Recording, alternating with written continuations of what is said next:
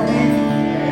Hindi po tayo natin ngayon at tayo po ay mabubuhay ng ilang sandali para sa ating Panginoon sa Diyos. Let us all pray to our Lord. Panginoon Diyos, mas pangyarihan po tayo sa lahat.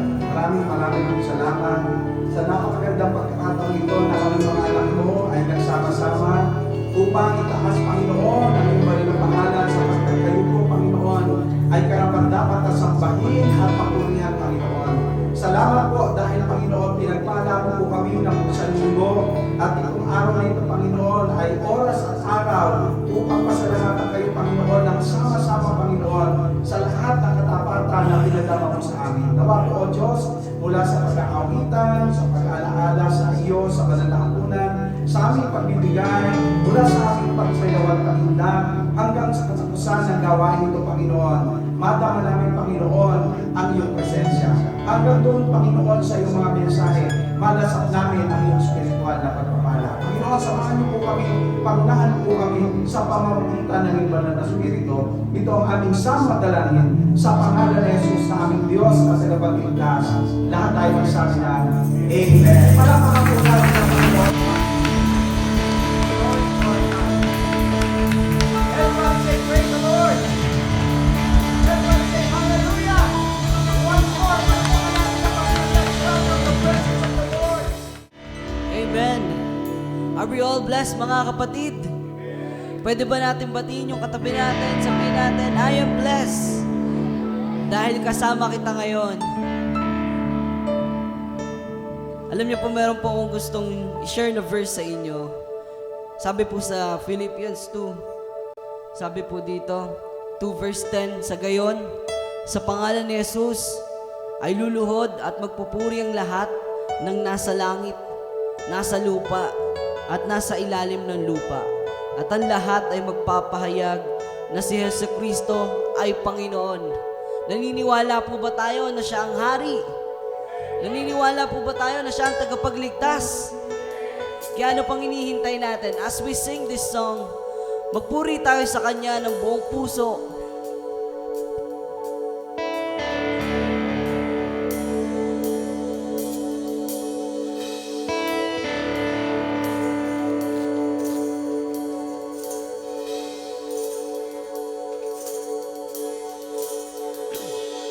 Palakpak natin ang ating mga kamay at tayo magpuri sa Kanya sapagkat habang buhay siya ay maghahari.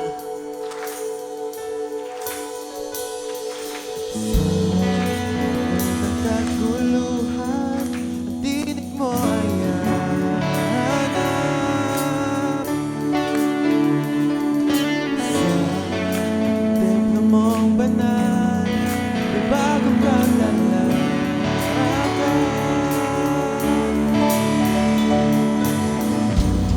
Ang mananatili ay ang iyong sinabi. Sa kataas-taasan,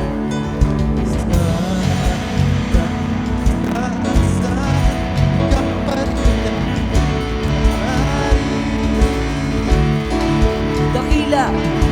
Dakila kailanman di mahihigitan. Ang ngalan mo ay kaligtasan ko. Ang iyong kaharian ang aking anhiga. O Diyos ng langit ko'y maghari ka. Magpuri tayo sa Panginoon. Sa gitna ng kaguluhan, ang tinig mo ay hanap. Sa templo mong banal, may bagong kagalakan.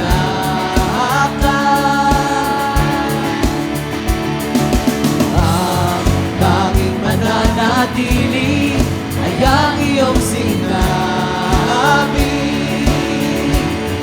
Sa kataas-taasan, Kataas-taasan, ikaw pa rin ang hari. dakila at kailanman. Dakila at kailanman, di mahihigitan. Ang ngalan mo ay kaligtasan. Ang iyong kaharian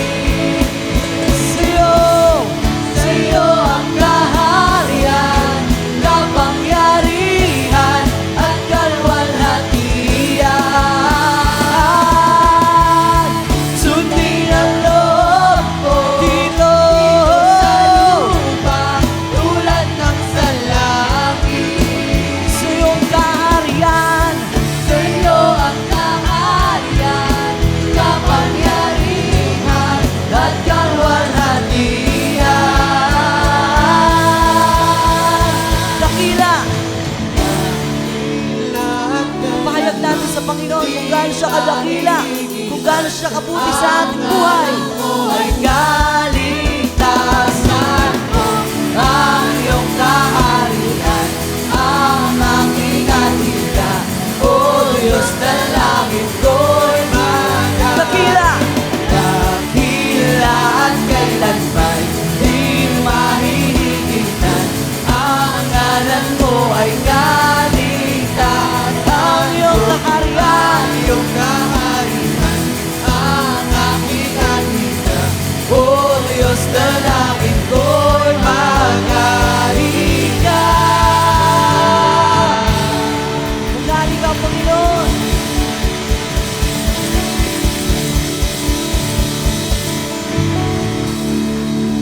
Napakasarap i-declare na maghari si Jesus sa ating buhay. Amen. Sapagkat wala ng ibang hari. He is the King of Kings and Lord of Lords. Ganon din sa ating buhay. Siya dapat ang nangunguna. Kaya minsan pa, bakit hindi natin papurihan muli ang Panginoon? Dakila at kailanman di mahihigitan. Ang ngalan mo ay kaligtasan. Come on, church, let us sing. Pahayag natin kung sinong dakila. Misa pa. Dakila at kailanman di mahihigitan. Ngalan mo ay kaligtasan, Ang iyong kaharian, ang iyong kaharian, ang aking adhika. O Diyos, dalangin ko'y sundin ang loob, sundin ang loob mo dito sa lupa tulad ng sa langit. Sa'yo, sa'yo ang kaharian, kapangyarihan, at isa pa, awitin natin, sundin ang loob. Sundin ang loob mo dito sa lupa tulad ng sa langit. Sa'yo ang kaharian, kapangyarihan, at kalwalhatian. isa pa, uwitin natin, sundin. Sundin ang loob mo dito Sa lupa, tulad ng sa langit. Sa'yo ang kaharian, kapangyarihan, at kalwalhatian.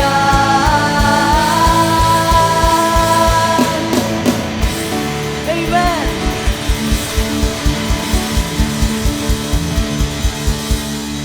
Patuloy tayo magpuri. Bumalakpak tayo at tayo umigdak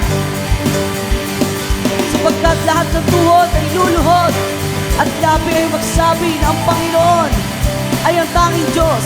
Let us sing this song. Say! Wala nang ibang makakagawa, kapanghamangha maghagawa. Lahat na tuhod, lahat ng tuhod ay lulod, labi ay magsasama si Jesus ay Diyos. Minsan pa, pahayag natin, lahat na tuhod, lahat ng tuhod ay lulod, labi ay magsasabi, si Jesus ay Diyos, Panginoon tunay. magaling na guro, Dumating na guro, tagapagligtas, sa iyong pagbabalik, kayo'y hari, kayo'y hari ng lahat ng tuhod ay lulod, labi ay masasabi, si Jesus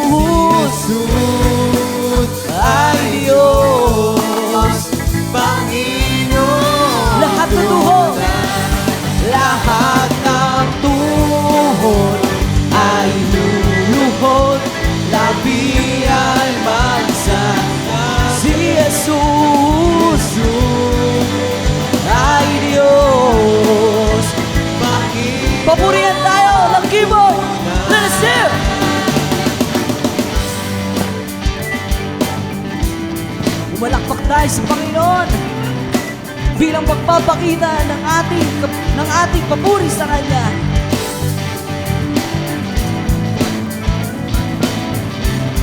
Let's hear the praise.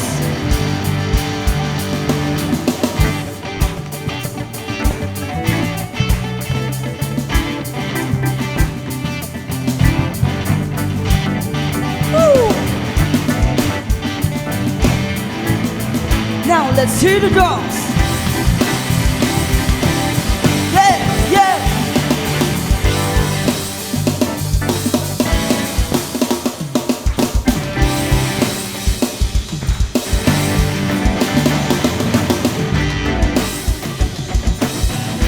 Ngayon patuloy tayong magpuri. Ipalakpak natin ang ating mga kamay.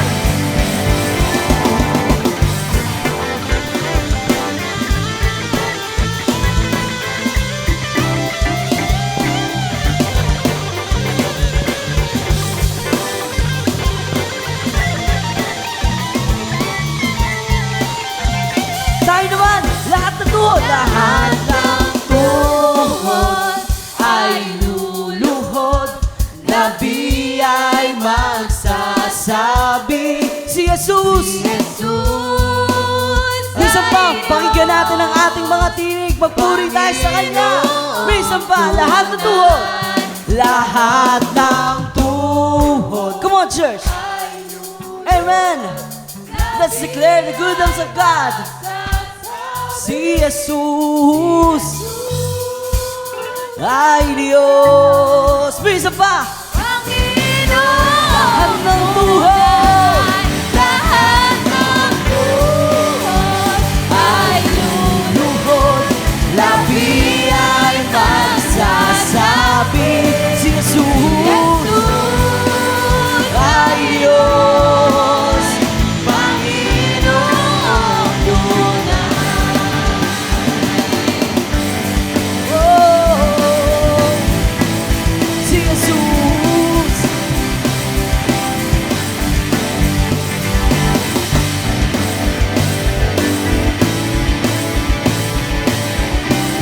Bisa pa lahat ng tuhod. Lahat ng tuhod ay luluhod. Labi ay magsasabi si Jesus ay Diyos. Panginoong tunay. Si Jesus. Si Jesus ay Diyos. Panginoong tunay. Si Jesus ay Diyos. Panginoong tunay. Amen.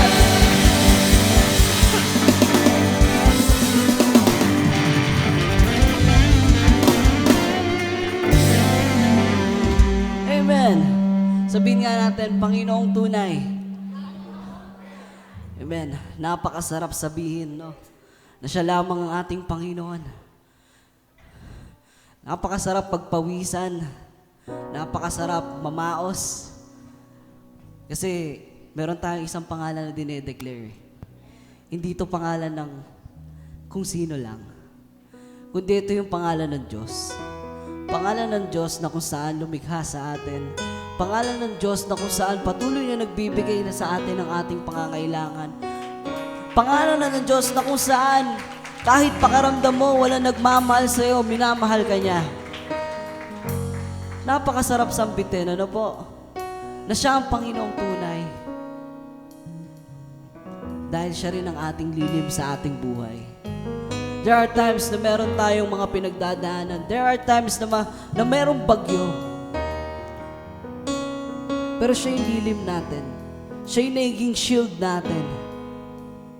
Feeling mo vulnerable ka? Huwag ka mag-alala. Nandiyan ang Panginoon. Siyang lilim ng ating buhay. At gusto kong i-remind sa'yo na mahal ka niya. Sapagkat anak ka niya. Wala pa akong nakitang anak ng Diyos na pinabayaan. Kaya kapatid, kung feeling mo wala kang masisilungan, kung feeling mo parang baon-baon mo lahat ng problema, kapatid, baka nakakalimutan mo na ang Diyos ang ating lilim. And let this song be a reminder kung gaano tayo kamahal ng ating Diyos. Let us sing this song with all our hearts.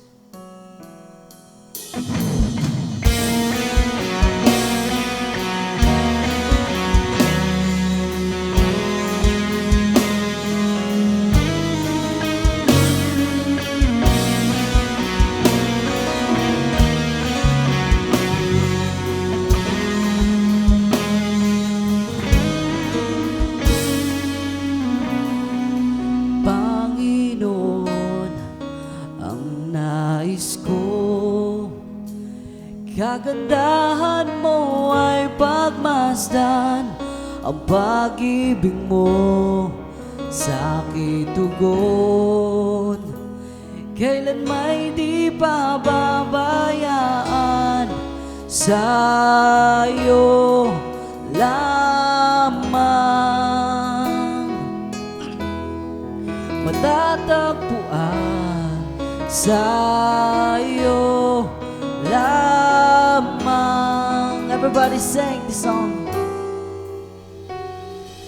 Mananatili sa'yo, lilim, sasambahin ka sa dakong lilim. Mananatili sa'yo, lilim, masumpungan ka sa dakong lilim.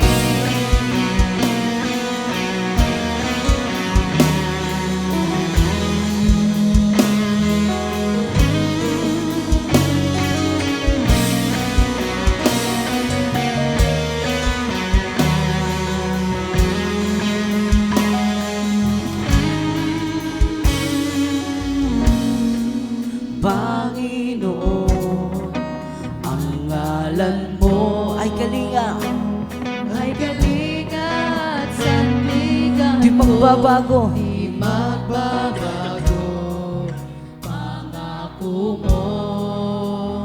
Salita mo'y pangahawakan sa'yo lamang matatagpuan sa'yo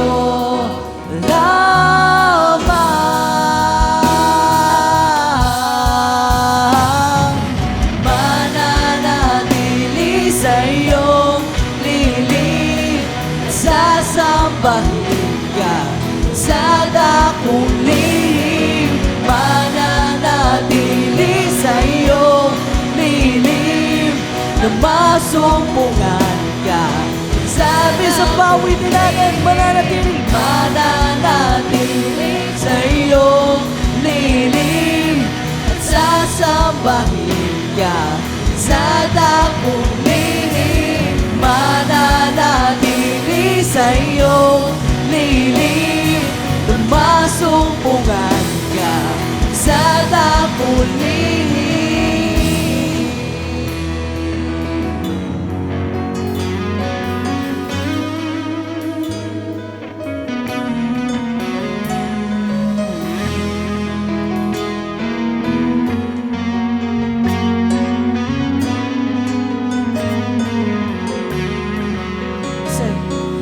Ang papuri ko ay tanging sa'yo, sa'yo lamang iniaalay.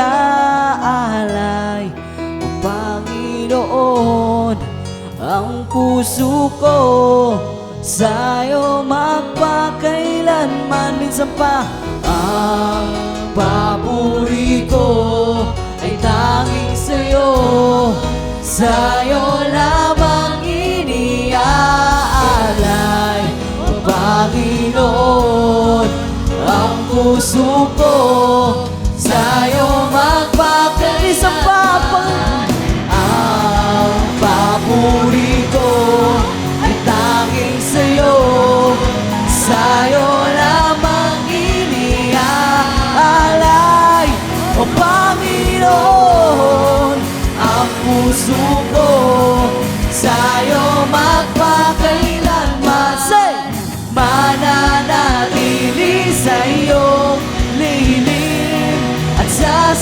Sasambahin ka sa dakong lilim, mananatili sa'yo lilim, na masumpungan ka sa dakong lilim, mananatili sa'yo lilim, at sasambahin ka sa dakong lilim, mananatili sa'yo lilim, masumpungan ka sa dakong lilim.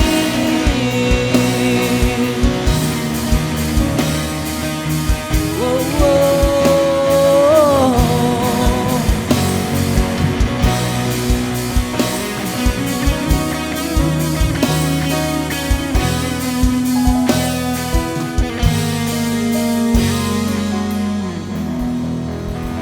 Amen. Hallelujah. All glory belongs to our God. Patuloy tayo magpuri sa Kanya.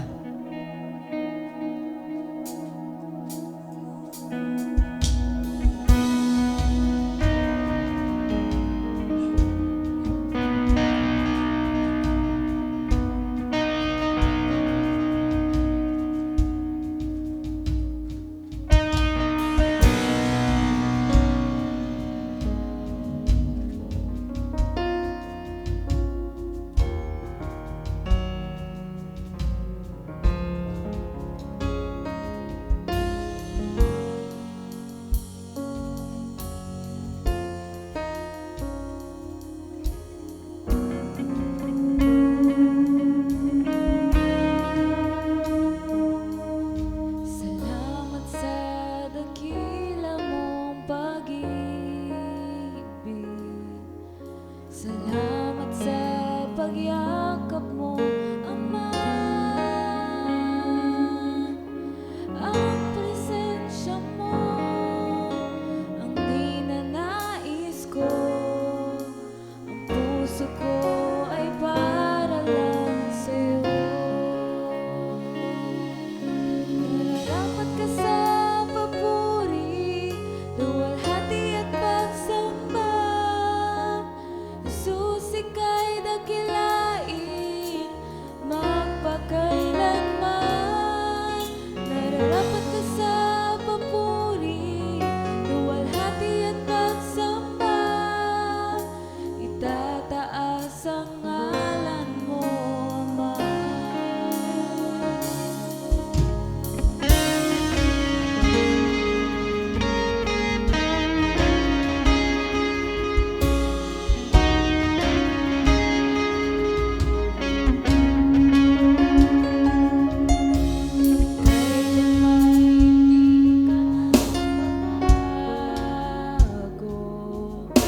Tiwala ko ibibigay sa'yo mga pangako mo, panghahawakan ko, mamamalagi sa kalinga mo. Nararapat ka sa papuri, luwalhati at pagsamba. Jesus, ika'y dakilain, magpakailanman. Nararapat ka sa papuri, luwalhati at pagsamba. Itataas ang ngalan mo, Ama. Minsan pa nalalapit. Nararapat ka sa papuri, luwalhati at pagsamba. Jesus, ika'y dakilain, magpakailanman. Nararapat ka sa papuri, luwalhati at pagsamba. Itataas ang ngalan mo, Ama.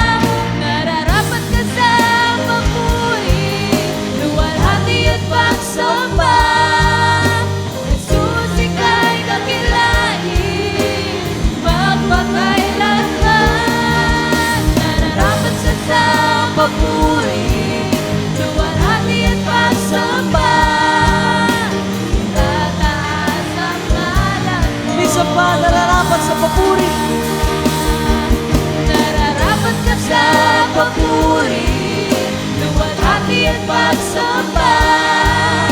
Jesus, ika'y dakilain, magpakailanman. Nararapat Dapat ka sa papuri, luwalhati at pagsamba.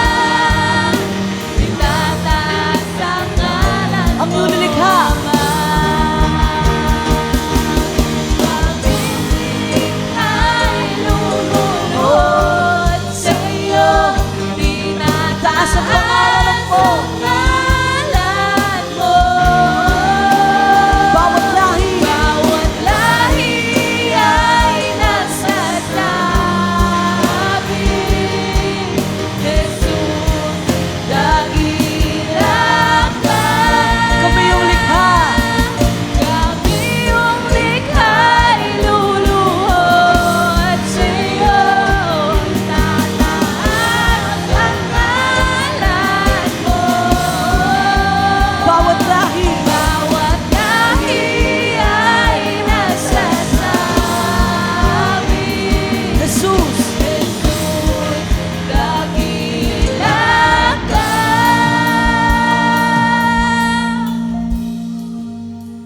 Amen, Lord. Wala na kang ibang pangalan na dapat purihin, Panginoon.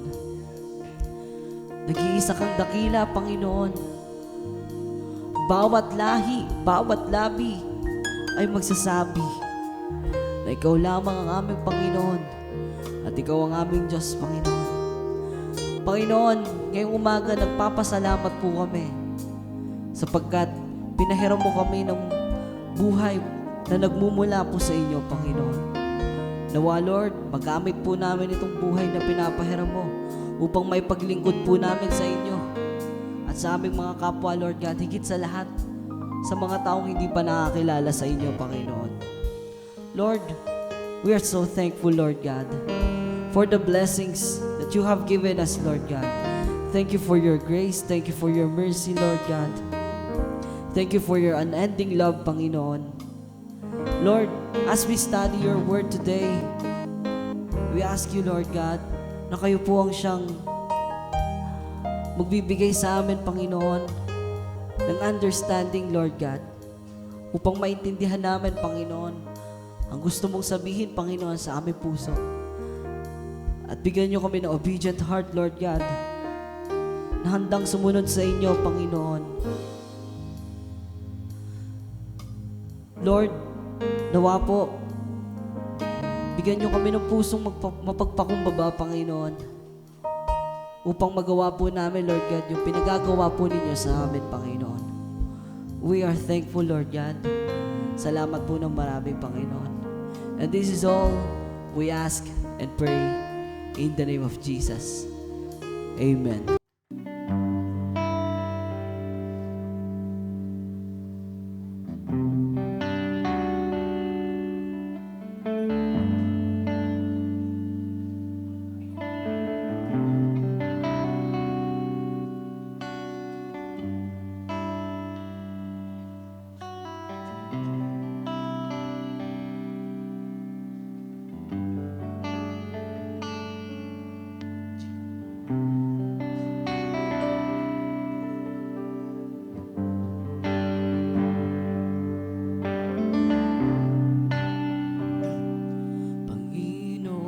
Panginoon, dumudulog ako sa iyong kalwalhatian.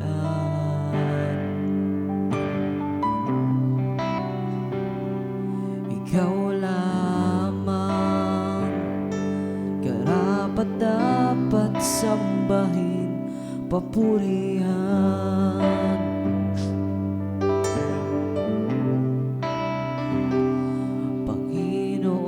Panginoon, dumudulog ako sa iyong kalwalhatian.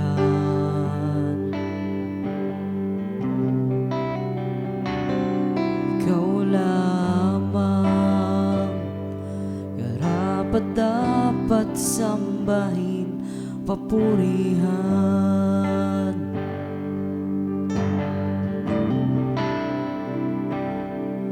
O ikaw ang Diyos na tunay, sa bawat saglit ng aking buhay. O ikaw ang Diyos na tunay, na laging magmamahal, kahit na ako ay nakukulang.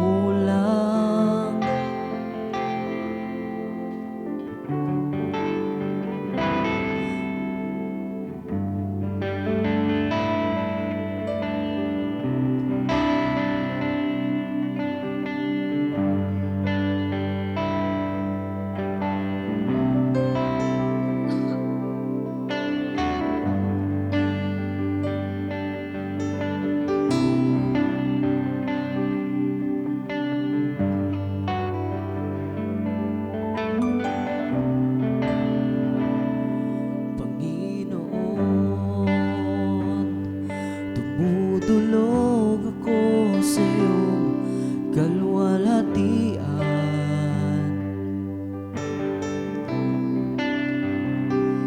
Ikaw lamang karapat-dapat sambahin, papurihan.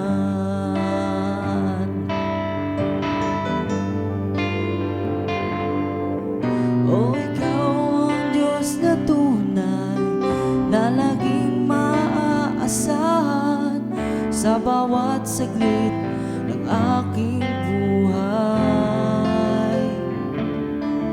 O ikaw ang Diyos na tunay, na laging nagmamahal, kahit na ako ay nakukulang. O ikaw ang Diyos na tunay, na laging maaasahan sa bawat saglit ng aking buhay. O ikaw ang Diyos na tunay, na laging nagmamahal, kahit na ako ay nakukulang.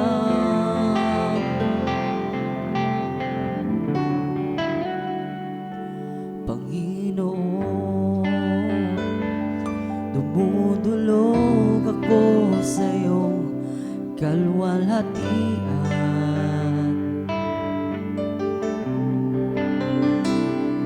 Ikaw lamang karapat-dapat sambahin, papurihan. Isang mapagpalang umaga po. Purihin ng Diyos dahil nandito naman tayo upang makibahagi sa banal na dulang na kung saan ay una ay to commemorate the death, burial, and resurrection of Jesus Christ, ang victory over death ng ating Panginoon doon sa krus, at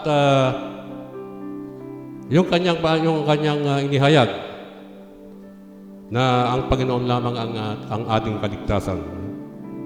Jesus Christ is the way, the truth, and the life towards salvation.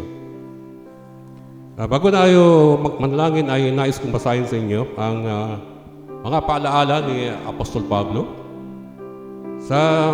na matatagpuan sa 1 Corinthians chapter 11 verses 27 up to 29 na ganito ang sinasabi: kaya't ang sino mang kumain ng tinapay o uminom sa saro ng Panginoon na di nararapat ay magkakasala sa katawan at dugo ng Panginoon. Datapwat siya sa atin ng tao ang kanyang sarili at sa kumain ng tinapay at uminom sa saro, sapagkat ang kumakain at umiinom ng hatol sa kanyang sarili kung hindi niya kinikilala ang katawan ng Panginoon. Pagpalain po ang pagkabasa ng kanyang mga salita. Tayo manalangin. Dakilang Diyos na makapangyarihan sa lahat, sa oras na ito, Panginoon, ay aming iniaalay ang parangal, pasasalamat at pagpupuri po sa inyo, sapagkat Ikaw, Diyos, ang nagbibigay sa amin ng aming mga pangangailangan, nagbibigay ng buhay at kalakasan, Panginoon. Maraming salamat, Panginoon, sapagkat Ikaw ay nanatiling tapat at nagbibigay sa amin, Panginoon, ng pag-asa.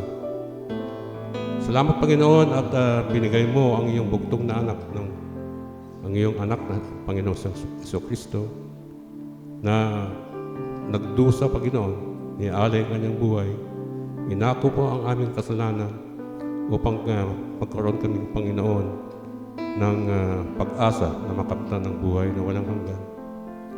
Marami pong salamat at nihayag ang iyong anak at tinanggap po namin ang iyong anak bilang Panginoon at tagapagligtas. Panginoon, bagamat kami ay naligtas na, ay patuloy po kaming nagkakasala sa iyo na gumagawa ng mga pagkakamali. Kaya't sa oras na ito, Panginoon, ay sama-sama kaming humihiling sa iyo ng kapatawaran ng aming mga kasalanan upang kami pa ay karapat-dapat na tumanggap ng tinapay at saro na siyang simbolo ng katawan at dugo ng aming Panginoon. Maraming pong salamat sa iyong pagpapatawad, Panginoon, at ito ay aming binabalik sa iyo ng buong puso at pasalamat papuri sa pangalan ng aming Panginoon Jesus. Amen.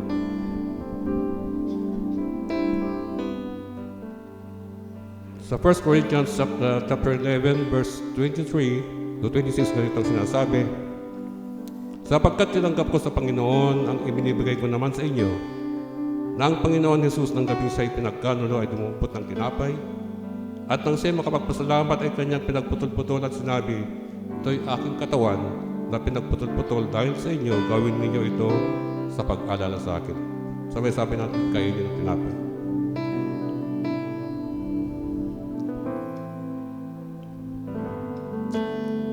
At gayon din naman hinawakan ng saro pagkatapos na makahapon na sinasabi, ang sarong ito ay siyang bagong tipan sa aking dugo. Gawin ninyo ito sa tuwing kayo magsisinom sa pag-alala sa akin. Sabay-sabay natin inumin ng saro. Sapagkat sa tuwing kanin ninyo ang tinapay na ito at inuman ninyo ang saro, ay inihahayag ang pagkamatay ng Panginoon hanggang sa dumating siya. Pagpalain po tayo sa lahat.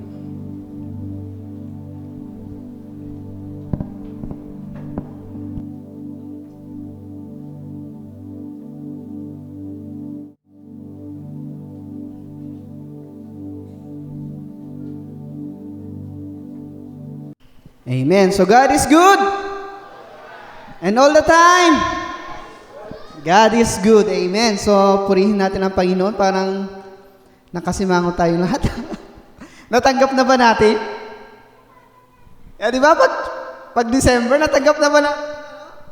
Yung 13 months, saka Christmas bonus natin?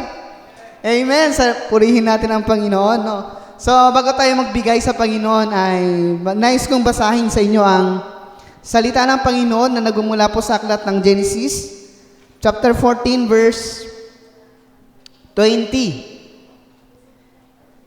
Yan, so ito ang sinabi doon, and blessed be God, the Most High, who delivered your enemies into your hand. Then Abraham gave him a tenth of everything. Ayan, so ito po ay nakuha ng sinalakay ni Abraham.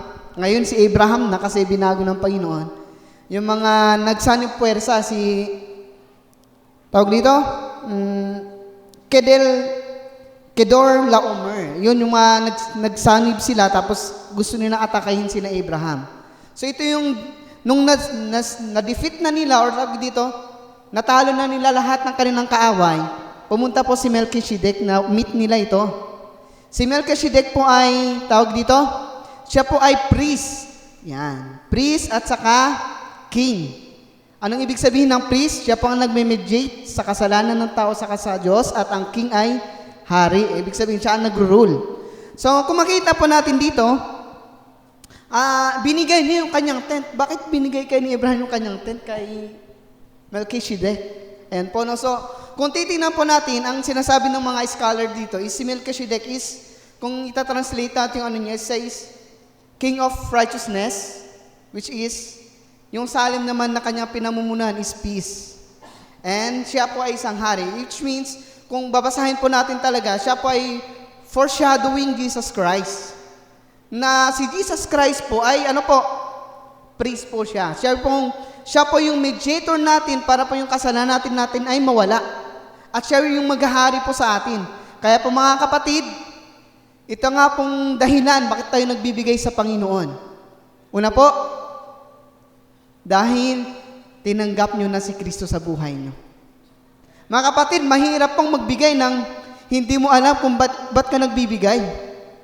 Una po, nagbigay siya voluntarily. Ang pangalawa po, binigay niya yung kanyang kasi tinanggap niya si Kristo. Abraham had a relationship with God. At the same time, darating ang araw na pag namatay na si Jesus Christ, nung dumating si Jesus Christ dito sa mundo, ang kung sino man tumanggap sa Kanya, magkaroon po ng kaligtasan. Yun po yung sinasabi doon.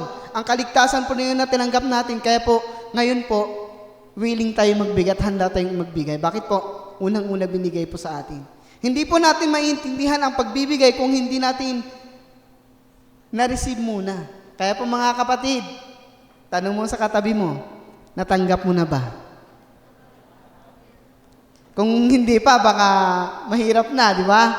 Kaya mga kapatid, bago tayo sa ating pong pagbibigay, parati po nating inaalang-ala, parati pong pinapasok sa ating isipan, December na naman, kaya maraming nagbibigay, tingnan nyo, maraming nangaroon.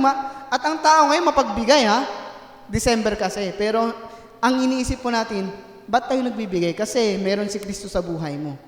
Kung hindi mo pa tinatanggap, kapatid, kailangan mo na siyang tanggapin habang naandito ka pa.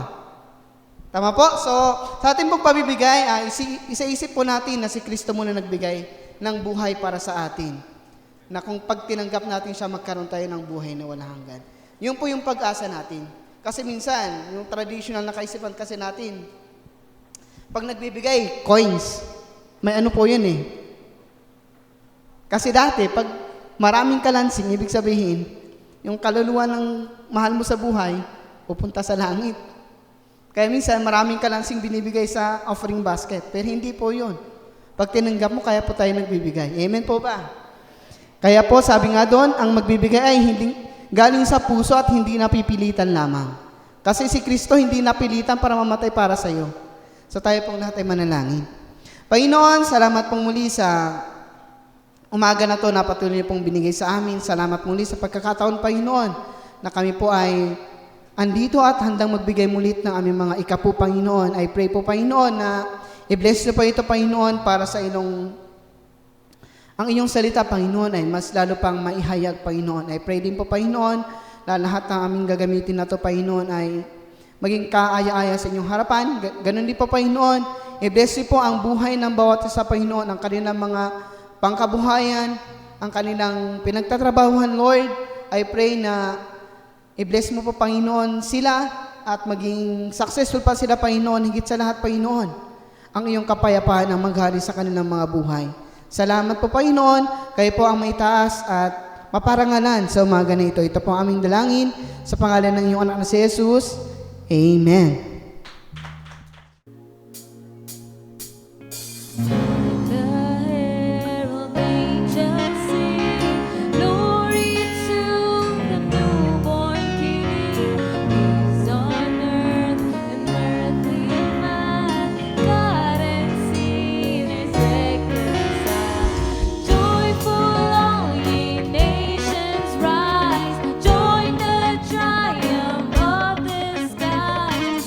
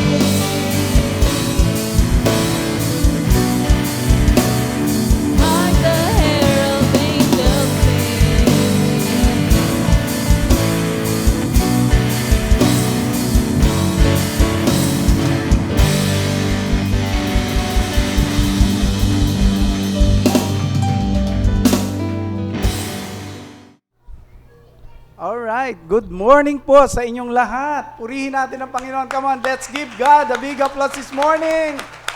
Wow. Sabi mo nga sa katabi mo, Merry Christmas sa iyo, kapatid. Ayan. Praise God. Praise God. And we are continuing our series topic all about sounds of season. Ano po? And ngayong araw po na ito, we will be talking the sound of joy. Ano po? And it's found in Romans chapter 15, verse 13. And I want everybody to please stand. Join me as we read this verse. Chapter 15, verse 13 of Romans. It says, "Now the God of hope fill you with all joy and peace in believing, that ye may abound in hope through the power of the Holy Spirit."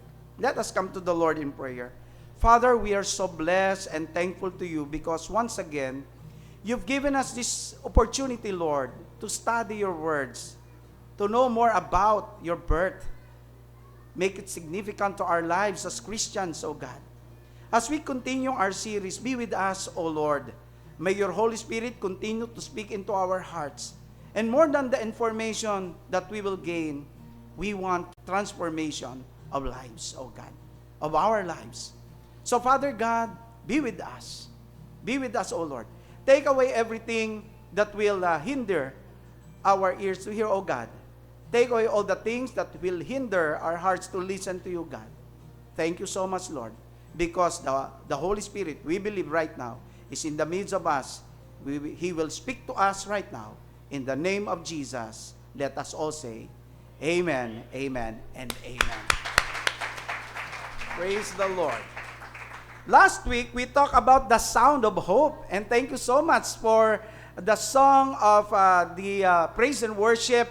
Nirecap po nila yung ating pinag-aralang sound of hope. Last week, we talked about heart. Ano po? We talked about the theology behind that song. Let's recap the reason, ano po, that this wonderful song gives us hope. First, it gives us hope because it talks about the theology about reconciliation. Last week, nakita ho natin ito. Ano po? As a sinners, we were separated from God and on our way to hell. But because of the birth of the Lord Jesus Christ, reconciliation was made possible. Palakpakan natin ang Panginoon sa bagay na yan. Yes, Jesus is our hope of reconciliation. He makes reconciliation with our God possible. Kaya kung wala si Jesus Christ sa buhay mo, wala kang pag-asang ma-reconcile sa Father. Ano po? A second thing na nakita natin about the theology of this song heart is there is what we call the theology of revelation. The second verse gave us a second reason to hope. Ang sabi po, veiled in flesh, the Godhead see, hail the incarnate deity. Pleased as man, with men to dwell, Jesus our Emmanuel.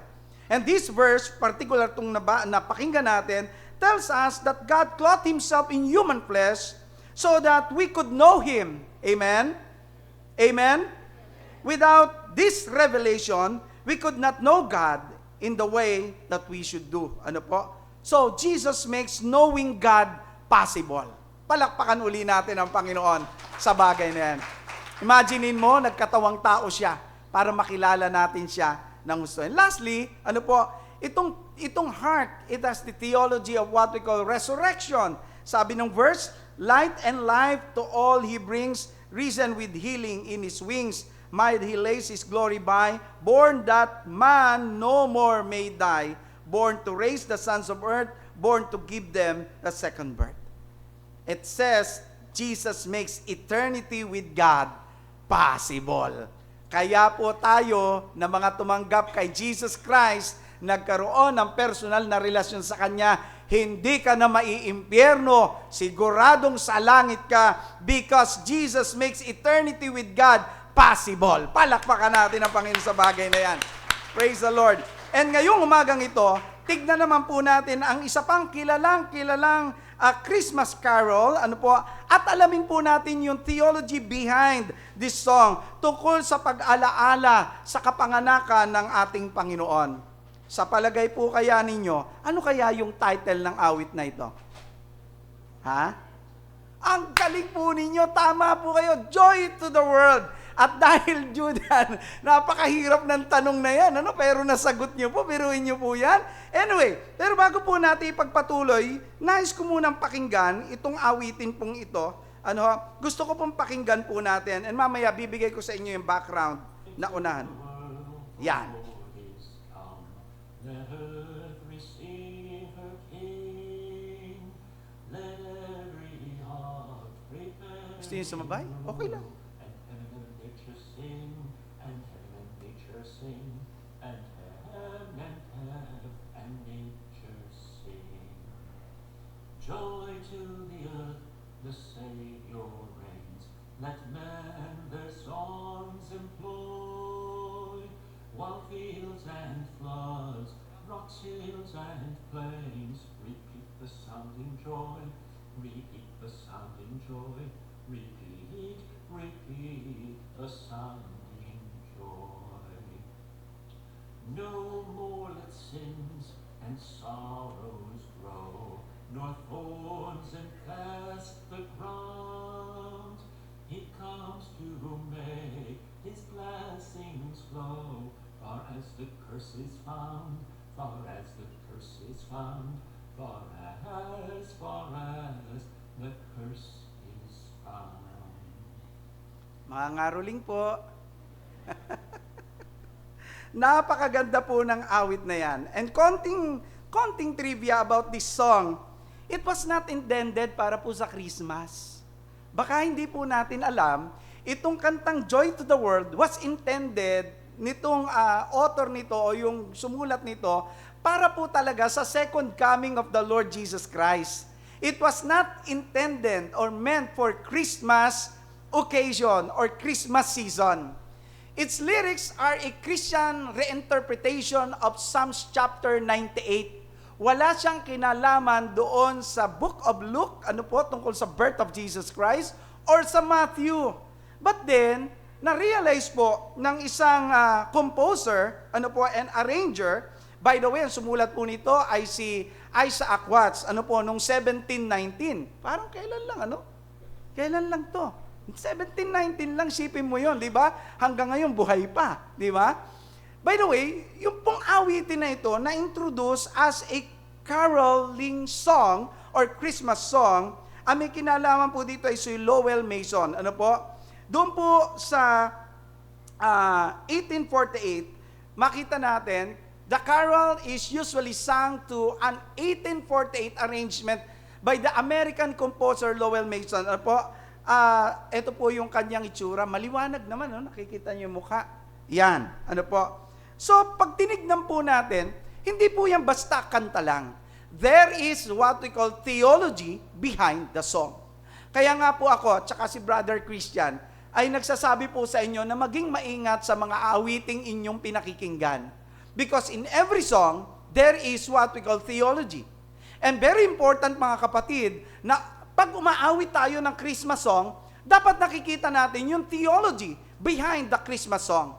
Hindi po basta natin kinakanta ito. And napakagandang balikan itong mga Christian hymns na ginawa po ng mga 17th century, 18th century, dahil ito po ay nagtuturo ng makabibliyang katuruan tungkol sa Panginoon. At katulad nga ng ating nabanggit kanina, itong pag-uusapan natin ay may tema na Sounds of Joy. Kinuha po natin yung tema na yan dito sa pinakinggan po nating awiting Joy to the World. Bilang mga Kristiyano, dapat po tayo ay puno ng kagalakan. Amen po ba? Tignan mo mga katabi mo, puno ba ng kagalakan? Mukhang masaya naman, ano? Mukhang masaya naman, di ba? Nakangiti naman. Sige nga, papakitignan nyo nga po mabuti. Smile naman dyan, kapatid. Sabi mo sa kanya, smile naman dyan. Yan, di ba? Palapakan natin ang Panginoon, di ba? Smile naman dyan. Now, siguro po, tatanungin natin, pastor, yung pala ang dapat. Bakit parang hindi naman gano'n na nangyayari? Parang mas marami yung mga araw na hindi masaya. Parang mas marami yung araw na tayo ay nasisiphayo. Tayo ay nalulungkot. Ano? Mga kapatid, ganun pa man, ang Pasko po ay panahon ng kasiyahan. Hindi dahil sa kung anong sitwasyon natin, kundi dahil ipinagdiriwang po natin ang kapanganakan ng ating dakilang tagapagligtas. Walang iba kundi sino po? Ang hina naman. Sino po? Si Jesus.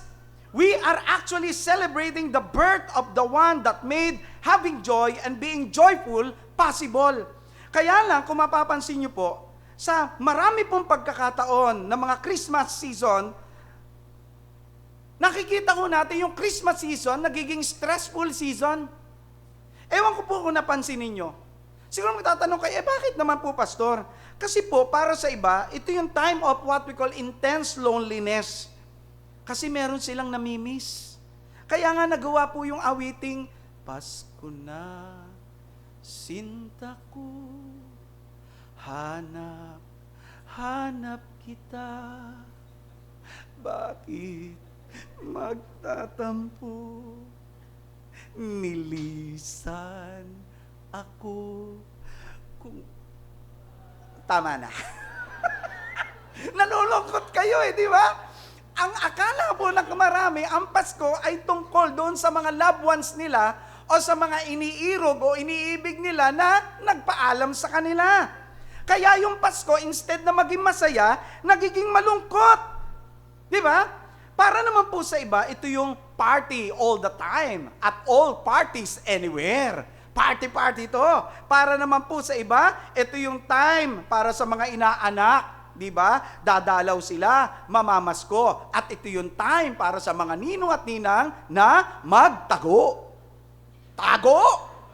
Tago! Bakit? Dadalaw. Di ba? Wala ako ipapapasko. Nakaka-stress. Wala akong pera. Di ba? Wala man lang akong maihanda. At para naman po sa iba, this is the time to cook delicious meals. Lalo na pagdating sa Noche Buena. Paano kung wala kang panghanda? Tapos yung kamag-anak mo pupunta pa sa'yo. O kaya naman, kapitbahay mo dadalaw sa'yo.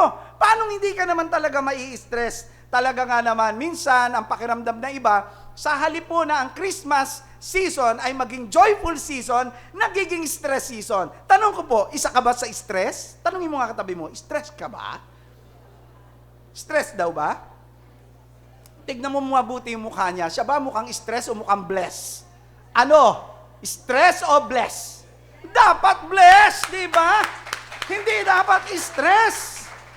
Kaya nga po, dahil po sa mga nabanggit ko na yan, no, wala kang pera, di ba? Kasama ka sa mga SMP, samahang malalamig ang Pasko, no? Hanggang ngayon, wala ka pang boyfriend o girlfriend, akala mo walang hinahanda si Lord para sa'yo, o kaya naman, wala kang pera, wala kang pangregalo, ang tendency tuloy, nalulungkot ka. Mga kapatid, hindi po ganon, no?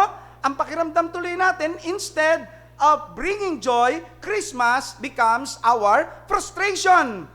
Naalala ko isang kwento, that there was a woman who was doing her last-minute Christmas shopping at a crowded mall.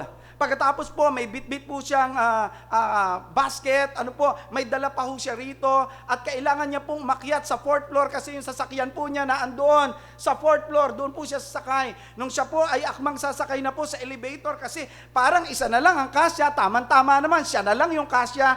Nung siya po ay papasok na, nagkakasiki pa na ganyan, nalaglag po yung hawak niya. Nako, sobrang nainis po siya. Nagalit siya. Sabi niya, sino ba kasi ang may kasalanan? Sino ang may kagagawan ng Christmas na ito? Dapat sa kanya hulihin at barilin. Bigla pong may nagsalita sa likod. Sabi sa kanya, Ma'am, bakit?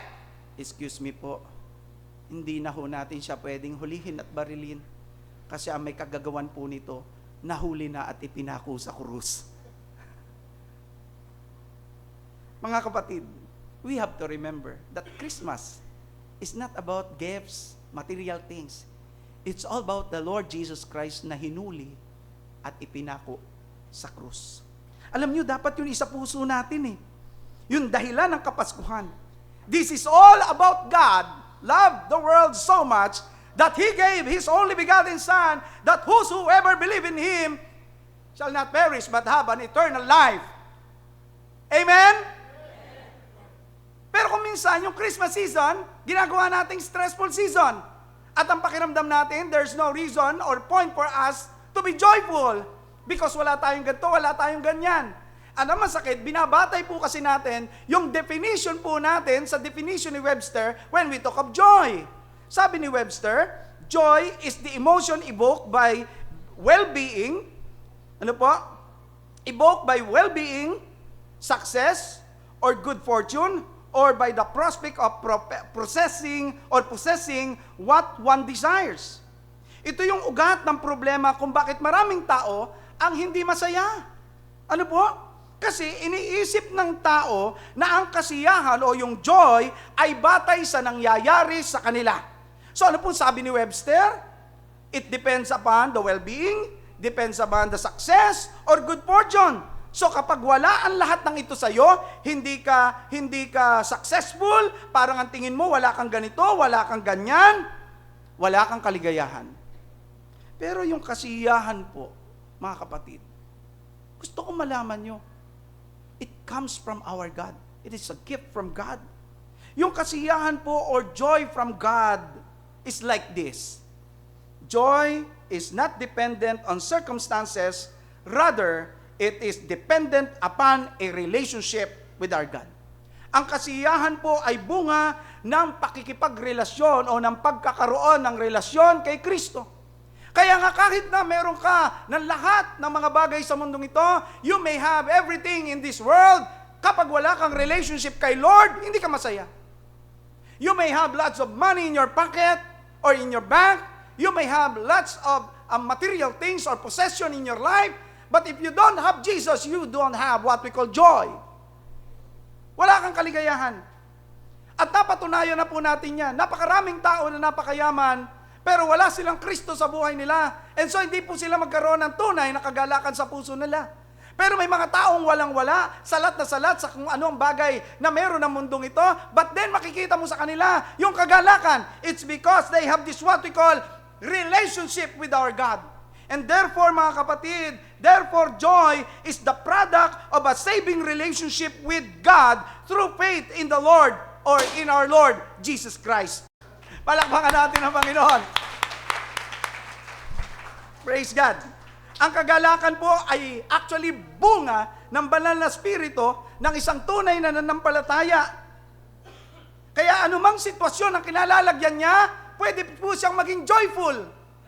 Again, anumang kalagayan o sitwasyon ang kinalalagyan mo ngayon, you can be joyful because it's the fruit of the Holy Spirit. It's the fruit of the Holy Spirit when you receive the Lord Jesus Christ in your life. So there is a great reason for us to be joyful, not because of anything that happens to us, but because of the real truth that we have this relationship with our Lord Jesus Christ. Ang sabi ng banal na kasulatan, mga kapatid, doon sa Galatians chapter 5 verse 22, subalit ang bunga ng Espiritu ay pag-ibig, kagalakan, there's the word, joy. Hallelujah! Di ba? And then there is what we call kapayapaan, katsagaan, kabaitan, kabutihan, katapatan, and so on. So dapat, ang definition natin sa joy bilang mga Kristiyano ay ganito. Joy, the emotion evoked by being in right standing with God, whereby our sins are forgiven, have been justified and clothed in His righteousness. Sa makatuwid, ulitin ko po, ang joy ay gift of God to His children through the power of the Holy Spirit that resides, lives in our lives after receiving the Lord Jesus Christ. So kahit na anong attempt natin to be joyful, without the Lord Jesus Christ, walang joy sa buhay natin. This morning, gusto kong tignan natin yung theology behind this song, ano po, Joy to the World. And as Christian, mga kapatid, tayo ang merong dahilan, pinakamaraming dahilan para maging masaya, para maging joyful this season. Why? Joy belongs to us as Christians. First of all, from the song, we learned that the Lord of all has arrived. From the song. Although it was not intended to be a Christmas song, it was evaluated, na ito ay sakto doon sa Christmas season. Tignan po natin ang sabi ng verse ng awiting Joy to the World. Sabi rito, Joy to the world, the Lord is come. Let earth receive her king. This was an announcement. An announcement that Jesus, our Lord, the Lord of all, has come, and therefore we should be filled with joy because Jesus, as the Lord of all, will reign. He is the King. So, ibig sabihin, ang paghari-harian ni Satanas sa mundong ito po, mga kapatid, magwawakas na. Magwawakas na. May pag-asa na po ang mga tao na lumaya sa pang-aalipin ni Satanas at ng kamatayan. Why? Because yung King of Kings ay dumating para tubusin ang lahat ng nagkasala. Kasama ka, kasama ako. Sabi mo nga sa tabi mo, kasama ka din. Iyan, palakpakan natin ang Panginoon, di ba? So lahat ng tumanggap kay Kristo, magkakaroon ng bagong master. Hindi na si Satan ang master nila, kundi si Jesus na dumating dito sa lupa. I want you to take note of this. When you surrender your heart to Jesus, you will experience a profound transformation. Satan and sin no longer hold dominion over your life. Instead, Jesus becomes your master and guiding light. So kung tumanggap ka na kay Jesus Christ, hindi na si Satan, hindi na yung kasalanan ng master mo. Ang master mo na ay si Jesus Christ. At yan ay maliwanag na sinabi ni Paul doon sa Colossians chapter 1 verse 12 to 14. It says, lagi kayong magpasalamat sa Ama sapagkat minarapat niyang makabahagi kayo sa mga pangako ng Diyos para sa mga hinirang na nasa liwanag. Iniligtas niya tayo sa kapangyarihan ng kadiliman. Look at this. At inilipat sa kaharian ng kanyang minamahal na anak. Hallelujah! Nilipat ka na! Sabi rito, at inilipat sa kaharian ng kanyang minamahal na anak na nagpalaya at nagdulot na sa atin ng kapatawaran sa ating mga kasalanan. Napatawad ka, pagkatapos kang patawarin, inilipat ka sa kaharian. Mula sa kaharian ng kaaway, inilipat ka na sa kaharian ng ating Panginoon Jesucristo. Kaya hindi na si Satan ang master mo, hindi na yung kasalanan ng master mo, because the Lord of all has arrived, and when you receive Him, He become your master. Siya na po ang master mo. Dahil tayo po ngayon ay nasa Kanya na, we are no longer the children of darkness. We are no longer under dominion of Satan or sin. We are no longer slaves of Satan's evil desire. We are no longer live and walk in the darkness. Why? Dahil tayo ngayon ay anak ng kaliwanagan. Amen? Amen po ba? So hindi na ikaw yung pinagmumulan ng kaguluhan. Ikaw ang naghahatid ng kaliwanagan sa iyong kapwa, sa opisina, sa eskwelahan, sa loob ng tahanan. Why? Because hindi ka na anak ng kadiliman. Anak ka na ng kaliwanagan.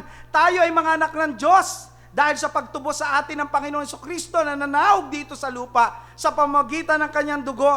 Kaya naman, we are forgiven. Every sins are forgiven for those who receive the Lord Jesus Christ. Kaya ngayon, mga kapatid, makakalakad na tayo sa liwanag dahil siya ang ating liwanag. He is our light. Kaya walang Kristiyanong nalalabuan ang isip. Walang Kristiyanong nagdidilim ang isip. Wala. Walang Kristiyanong basta na lang nanuntok. Bug. Pasensya ka na, nagdilim ang paningin ko eh. Walang ganon. Bakit? You are the light. Bakit ikaw ang ilaw? Because you follow Jesus Christ. He is your light. At kapag si Jesus ay nasa buhay mo, kitang-kita, lumiliwanag ka. Lumiliwanag ka. Tignan niyo po yung mukha ng katabi niyo, maaliwalas. Amen? Maaliwalas yan, come on, di ba?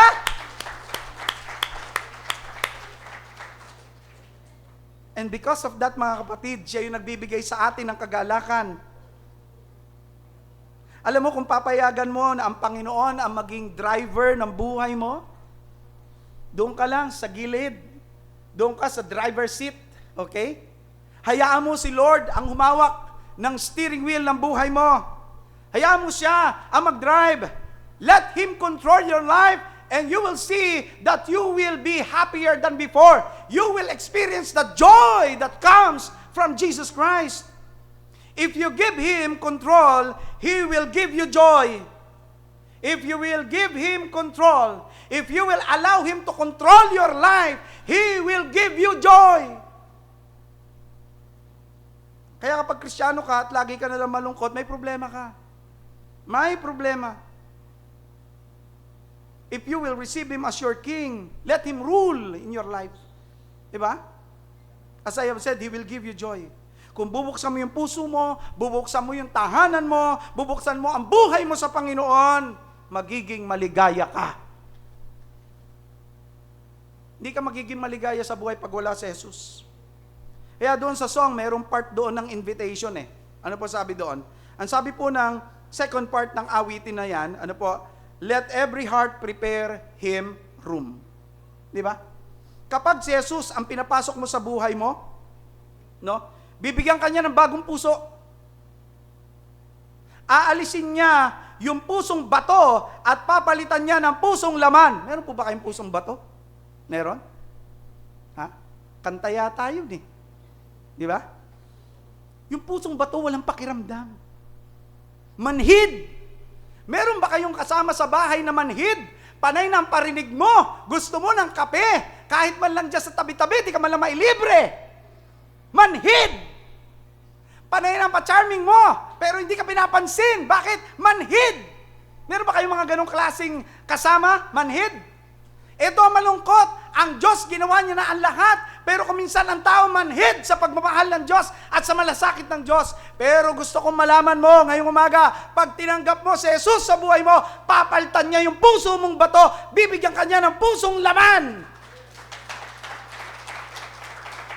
Ang maganda nito, yung laman nakakaramdam yan. Pakikurot nyo nga yung katabi nyo, huwag masyado malakas, baka umiyak. Ano ba? Nakakaramdam ba yan? Ewan ko kung naranasan nyo na magkaroon ng pamamanhid. Naranasan nyo na ba yan?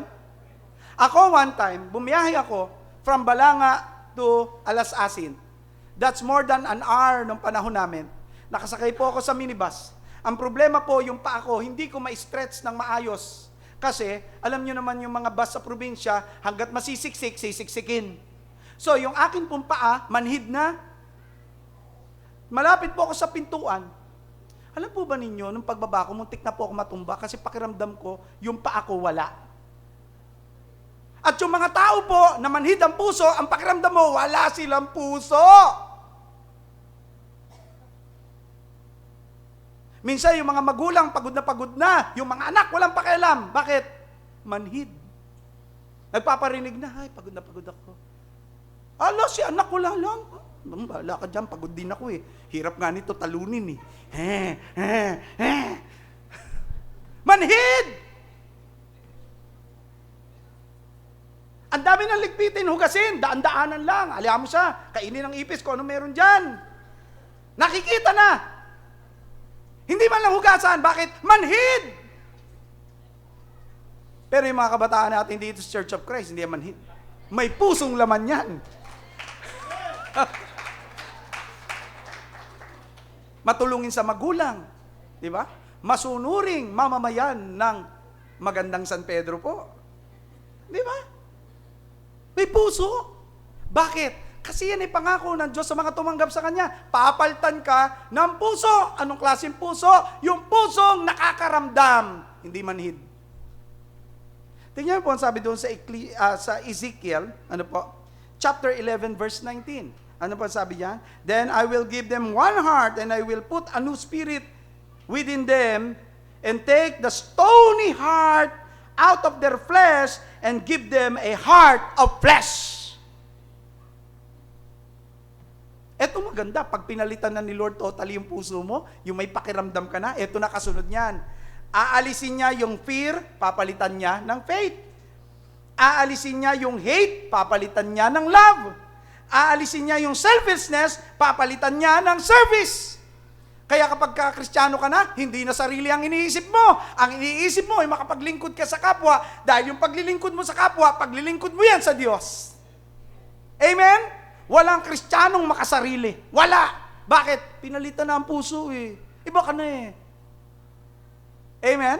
Sabi mo sa katabi mo, iba ka na talaga kapatid. I-confirm mo sa kanya. Sabi mo sa kanya, ang laki na ng pinagbago mo. Sabi mo sa kanya, come on! Parang hindi niya masabi ulitin mo nga sa tabi mo. Sabi mo sa kanya, ang laki na ng pinagbago mo. Yan, ganyan, di ba? Palakpakan natin ang Panginoon. Come on. When Jesus is your Lord, you will no longer seek your way. Hindi na ikaw. Instead, we will seek His ways. Ang focus mo, sa Lord na. Diba?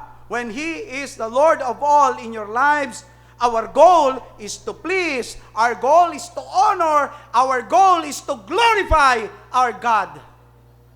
Kaya mga kapatid, kung meron mang pinakaunang dahilan upang ikaw ay maging masaya, kung meron mang unang pinakadahilan ng isang mananampalataya to be joyful, it is because the Lord of all has arrived. And that's the reason of Christmas.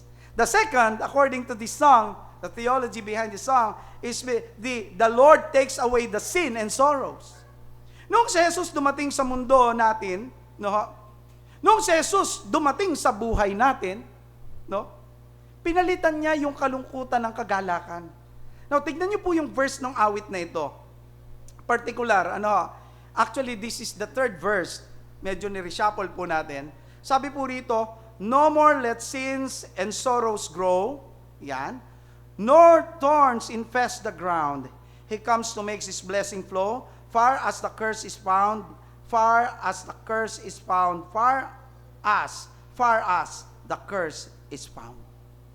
Madalas, inaawit natin yung joy to the world, pero umited na po itong part na ito. But this is really beautiful. Ano ba pinaghuhugutan nito? Ano ba ang sinasabi ng part na ito, ng awiting ito, o sa awiting ito ng joy to the world? Now, para masagot po natin mga kapatid, we have to go back to the book of Genesis, chapter 3, kung saan nakasulat yung fall of man. So, bago dumating si Adam and Eve sa pagkakasala, they were in the Garden of Eden. If you remember, they were living perfectly and harmoniously with one another and with our God. Then it happened, sin entered the world. Satan deceived Eve, and Adam followed Eve's lead, and they ate from the one tree in the garden na ang sabi ng Diyos, huwag niyong kakainin. As a result, nag-disobey sila sa Panginoon, and God placed curse. Kanino? Kay Satan, kay Adam, kay Eve, at sa mundo. Okay? Doon sa Genesis, let's go back. Chapter 3, verse 17 to 18, ganito ang sabi. And he said to the man, you listened to your wife and ate the fruit which I told you not to eat. Because of what you have done, the ground will be under a curse. So, hindi lang yung tao, hindi lang si Satan, hindi lang yung babae, hindi lang si Adam. Even the ground is under curse. You will have to work hard all your life to make it produce enough food for you. It will produce weeds and thorns, and you will have to eat wild plants. Dalawang bagay po ang makikita nating resulta. Dalawang bagay makikita nating resulta ng pagkakasala ng tao. One, dahil sa pagkakasala ng tao, nasira yung relasyon natin sa Diyos. Naghiwalay ang Diyos at ang tao, at ito ay nagdulot ng matinding kalungkutan sa tao. Pangalawa po, dahil sa pagkakasala ng tao, pati yung lupang titirhan natin nasa ilalim ng sumpa. Again, there is the curse upon the nature. Dahil sa pagkakasala ng tao, mula kay Adan, kay Eva, hanggang sa panahon natin, nararanasan po natin yung sumpa ng kasalanan na yan. Nararanasan natin yung pain, naandyan yung sorrow, naandyan yung heartache, bunga po ng pagkahiwalay natin sa Diyos. Hindi lang yan mga kapatid, hinihingi din po ng hustisya ng Diyos, nang dahil sa pagkakasala mo, dapat kang maparusahan ng walang hanggang pagkalayo sa Diyos. Saan ka mapupunta? Doon sa walang hanggang apoy ng impyerno. Hinihingi po ng Diyos yan. Because God is just. At dahil merong justice ang Diyos, ang hinihinging kapalit na kabayaran ng kasalanan ay kamatayan. But joy to the world! Joy to the world, mga kapatid. Why? Because Jesus came to change that. Binago ni Jesus. Jesus came to make His blessing flow as far as the curse is found. He came to exchange our sin and our sorrow for blessing and joy. Wala bang palakpak si Lord dyan? Diba? Kaya pag tinignan niyo po yung sinabi ni Paul, doon sa Galatians chapter 3 verse 13 to 14, maliwanag po ang sinabi diyan. Tinubos tayo ni Kristo mula sa sumpa ng kautusan nang siya ay isinumpa para sa atin. Imaginein mo, ikaw yung kasumpa-sumpa dahil sa kasalanan mo because you break the law, and yet, because Jesus came into the world, joy to the world. Bakit?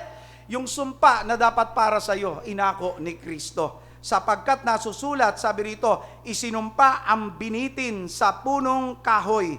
Ginawa ito ni Kristo upang ang mga pagpapalang ipinangako ng Diyos kay Abraham ay makamtan din ng mga hintil sa pamamagitan ni Kristo Jesus. Kung wala si Jesus Christ, hindi po tayo magkakamit ng tinatawag po nating mga pangako ng Diyos. Kaya talagang joy to the world. Joy for all of us, mga kapatid. Sa pamamagitan ng pananalig sa Kanya ay natanggap natin ang Espiritong ipinangako ng Diyos. Noong si Jesus po, ibinitin po siya sa pamamagitan ng pagkakapako doon sa krus.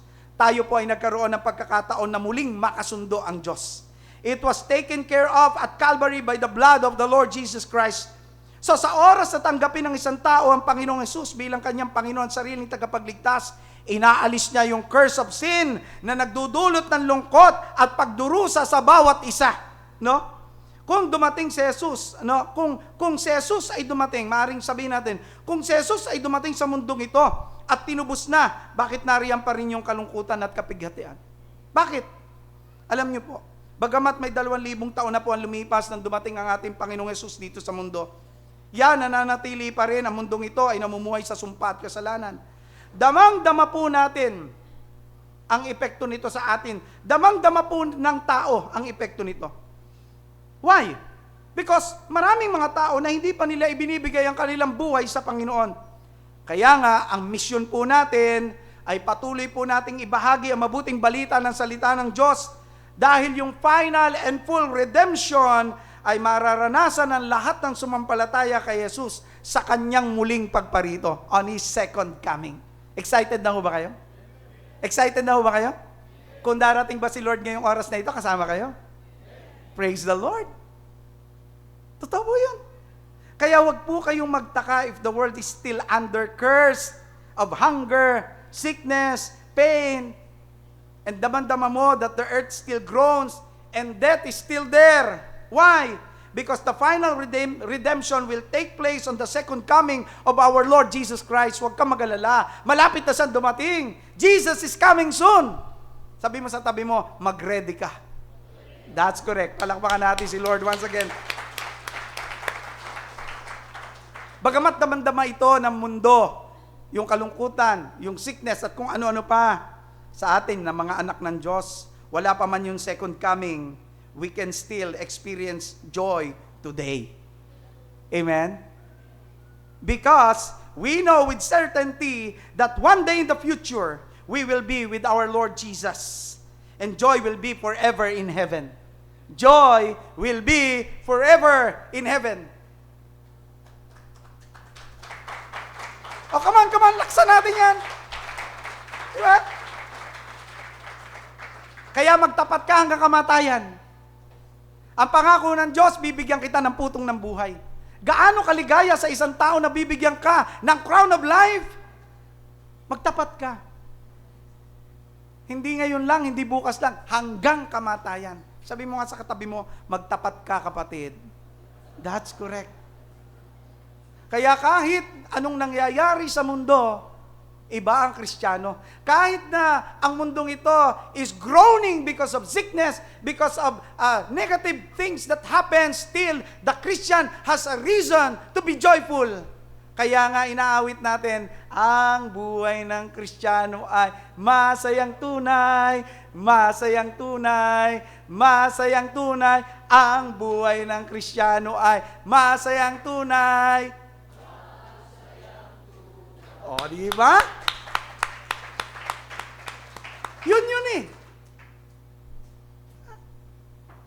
po tayo. Sabihin mo sa katabi mo, kapatid, magtapat ka lang hanggang kamatayan. Ang pangako ng Diyos, sabihin mo sa kanya, ang pangako ng Diyos, bibigyan ka ng putong ng buhay. Praise the Lord. So we have the reason to be joyful because the Lord of all has arrived. The second, the Lord takes away our sin and sorrows. And this is the last. Are you still with me, church? May natututunan ba? This is the third. The Lord reigns and in control. The Lord reigns and in control.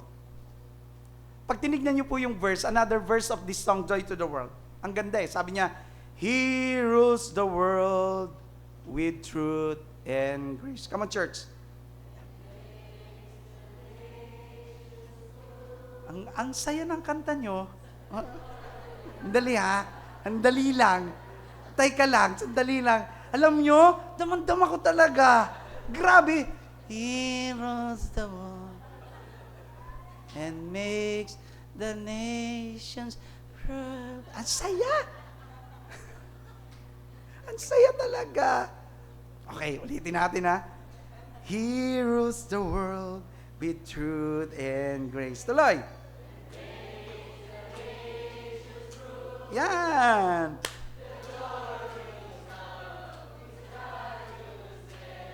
And one.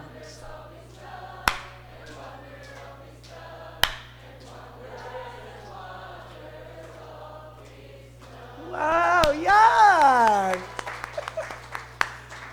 Dama ko po yung kagalakan nyo. Alam niyo, sabi ng Revelation, napakaganda eh, chapter 19, verse 6. Alam niyo kung sabi niya? Pagkatapos ay narinig ko ang parang sama-samang tinig ng napakaraming tao. So mas marami kaysa sa atin. Parang ugong ng malaking talon at nagundong ng mga kulog. Sabi po rito, ganito ang sabi ng tinig, purihin ang Panginoon sapagkat naghahari ang Panginoon nating Diyos na makapangyarihan sa lahat. Tayo po ba nakasubok na umawit na parang kulog na dumadagundong? Hindi pa, no? Hindi ba? Gusto niyo subukan ngayon? Ayaw niyo? Baka mabingi tayo. Pero alam niyo po, the point is this. Sabi po, purihin ang Panginoon sapagkat nag-aahari ang Panginoon nating Diyos na makapangyarihan sa lahat. Alam niyo, ang pag-aahari ng Panginoong Yesus, ang isa sa katotohanan at biyayang dapat nating ilagay sa isip po natin, mga kapatid. Na sa kabila ng injustices sa mundong ito, na ginagalawan po natin, na napakagandang isa puso po natin, na ang kaharian ng Diyos, ano po, ay nariyan. The King of Kings rules with grace and truth. Siya yung hari na dumating dito sa mundo. Hindi po siya kayang mabayaran, hindi siya mamamanipula, hindi po siya mabibili, mga kapatid. Siya yung nag-ahari na may biyaya at katotohanan. Alam niya ang lahat sa ating buhay and therefore yung magiging paghatol niya matuwid. Alam niyo, sa history ng mundo, akala ng mga hari ng bansa, sila ang may kontrol. Kasi sila hari, sila pinuno. Hindi nila alam si Jesus po. Diba? Akala ng mga emperador, sila ang Diyos. Ang pakilala ng mga emperador nung araw, sila yung Diyos. Kaya sila ang may kontrol. Pero nagkakamali sila. Hindi po sila. Patay na nga sila eh. Si Jesus po ang may kontrol. Ito matindi sa bansa ho natin. Akala ng mga Pilipino, partikular ng mga politiko, ang may kontrol para mabago ang bansa ay ang mga politiko. Sa bagay na bago nga, pa-worst nga ng pa-worst. Pero hindi po ganun ang gusto ng Panginoon. Ang gusto ng Panginoon ay yung pagbabago mula sa maganda o mula sa pangit papunta sa maganda, paganda ng paganda ng paganda. Yun ang buhay ng Kristiyano. Amen po ba? Ang buhay mo ay paganda ng paganda ng paganda. Bakit? Nag-iba na kasi yung perspective mo eh. Ano yung perspective mo? Hindi ikaw ang ruler. Hindi ikaw ang may control. Si Jesus ang ruler. Si Jesus ang may control. Hindi rin ang kaaway ang may control. Si Jesus ang may control, mga kapatid. Kaya kung Kristiyano ka, si Lord ang tagumpay sa buhay mo. At lahat ng tagumpay mo, ulitin ko po, lahat ng tagumpay mo, lahat ng meron ka ngayon, dahilan lang yan kay Lord. Wala si Lord, wala ka niyan. Totoo po yan. Ano man narating mo, lagi mo sasabihin na, dahil yan kay Lord. All honor and glory belongs to our Lord alone. Mga young people, listen to me. Ano man ang matapos nyo, dahilan yan kay Lord. Sa mga kalalaki at kababaihan natin narito, ano man ang meron kayo ngayon, dahilan yan kay Lord. Amen po ba? Kaya pag si Lord nasa buhay mo, tagumpay ka na. Dahil siya ang nakaupo sa trono ng puso mo. Yan ang pinagmumulan ng joy ng buhay ng Kristiyano. Di ba? Hindi tayo kontrolado ng problema. Amen po ba? Amen? Hindi tayo kontrolado pag walang pera. Kaya dito kahit walang pera, hindi mainit ang ulo.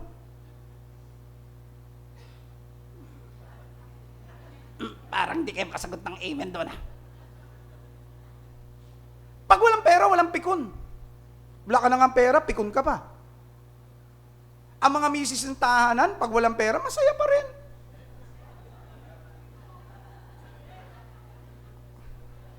Walang nag-aalburuto dyan. Wala. Walang kilay na nagsasalubong. Wala. Bakit? Because they are not controlled of the situation. Sila ang may control. Pag walang pera, okay lang yan. Mag-pray tayo. Amen po ba? Because God will provide. Hindi tayo kontrolado ng kawalan ng pera. Amen po ba? Amen po ba? Lalong hindi ka kontrolado ng asawa mo. Pag ang asawa mo mainit ang ulo, siya lang yun. Pero ikaw, okay ka lang. Ano? Okay ka lang? Di ba? Siya lang naman nag-iinit ang ulo. Bakit naman makikiinit ka? Nag-aaway tuloy kayo. Pagka-Kristiyano ka, hindi. Siya lang mainit ang ulo. Siya lang ang pikon, pero ikaw hindi. Bakit? Kristiyano ka eh. Amen po ba? Hindi ka kontrolado ng sitwasyon. Hindi ka kontrolado ng tao. Hindi ka kontrolado kung wala kang pera. Dahil ang may kontrol sa iyo, si Lord. Dahil binigay mo na yung buhay mo sa Panginoon. And He reigns and in control of your life. O, tanong ko po, kumusta naman ang buhay nyo?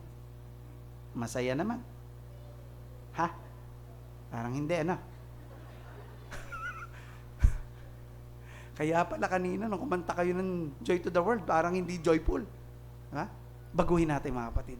Change the perspective that you have in your heart. Baguhin mo. Paano babaguhin? Hayaan mo si Lord na may control sa'yo. Wala kang papasko? Sila meron? So what? Si Jesus ang pinakamatinding regalong natanggap mo sa buhay mo. Di ba? Amen? Wala kang natanggap na bonus? So what? Yung edad mo pa lang, bonus na yan. Dapat patay ka na, 5 taon na nakakalipas, pero buhay ka pa ngayon. Hallelujah! Di ba? Oh, doon pa lang eh. Hanap ka pa ng bonus, buhay mo pa lang, bonus na. Di ba? Huwag mo nang kantahin yung kaya't ibigay mo na ang aming Christmas bonus. Huwag na! Bakit? Buhay mo pa lang, bonus na. Di ba? Come on, once more! Victorious si Lord sa buhay mo pag hinayaan mo siyang mag-reign sa buhay mo. Hayaan mo siyang manguna.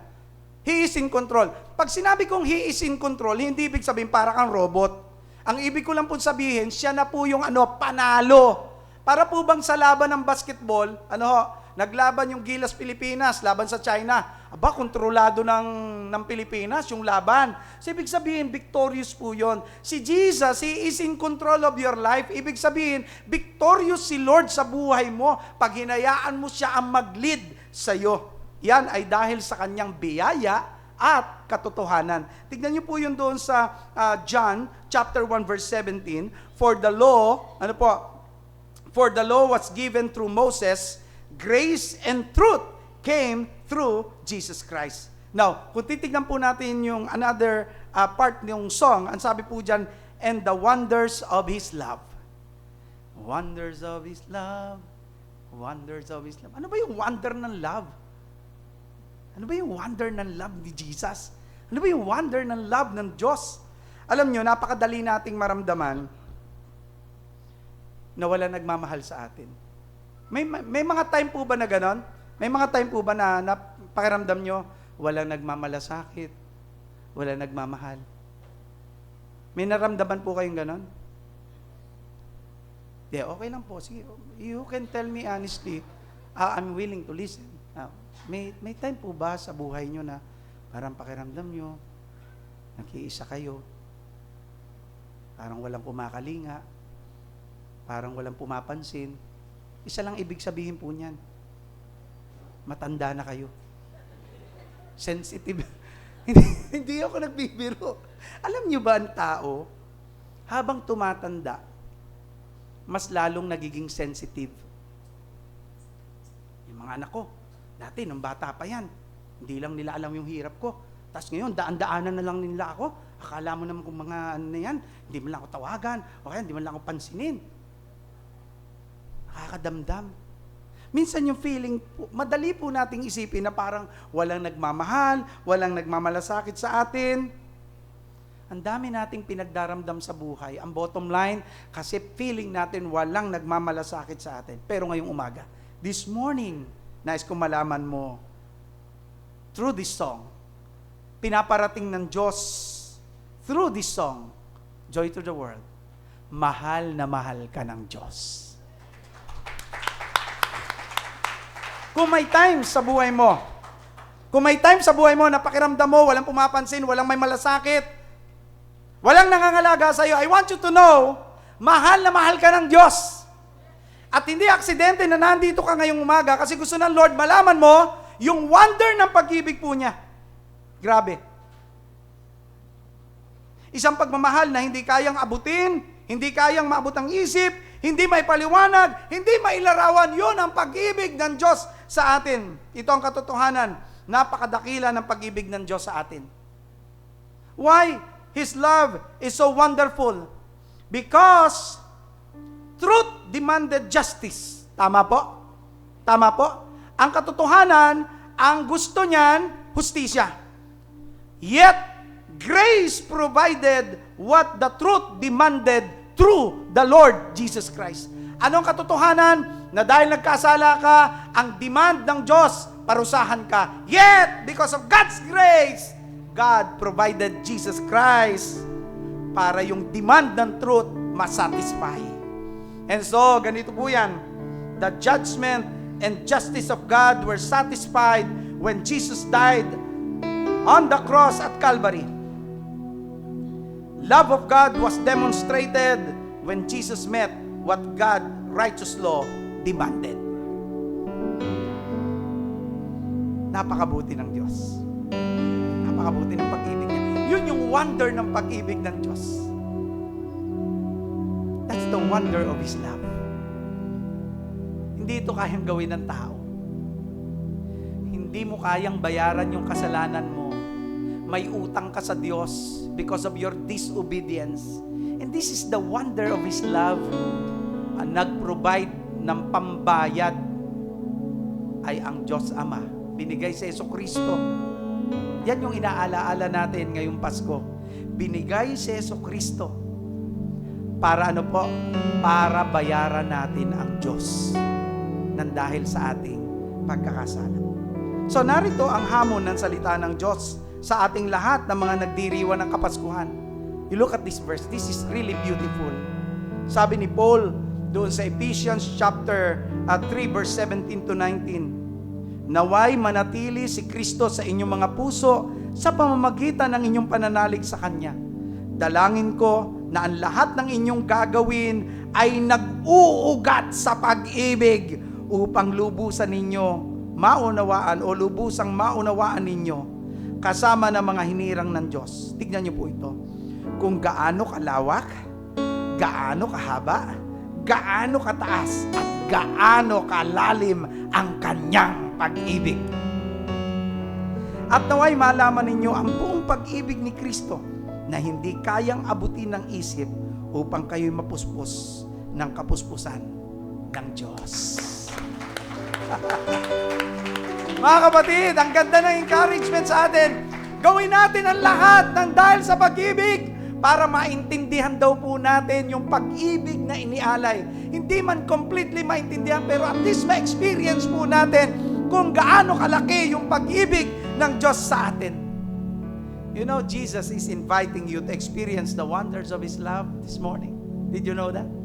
Mga kapatid, hindi mo kailangan si Santa Claus dahil hindi siya totoo para lang maramdaman yung wonder of God's love. Hindi. Hindi mo rin kailangan na makatanggap ng regalo. At doon sa regalo na yon, ma-realize mo yung wonder of God's love. No. There's no need for that.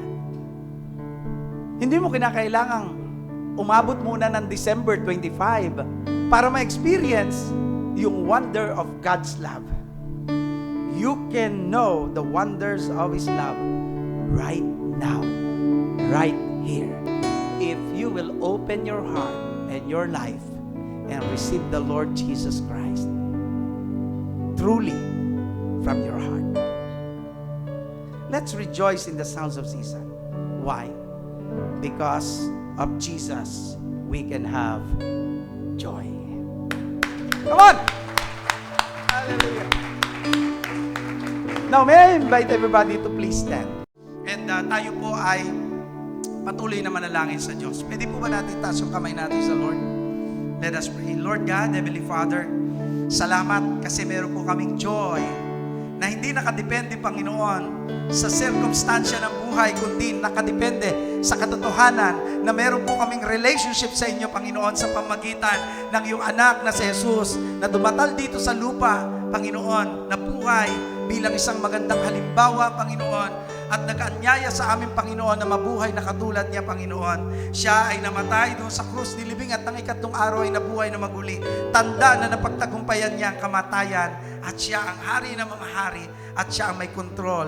At sa bandang huli, Panginoon, lahat kami ay sisigaw ng tagumpay, sapagkat ngayon pa lang, Panginoon, si Jesus ay matagumpay na sa aming buhay.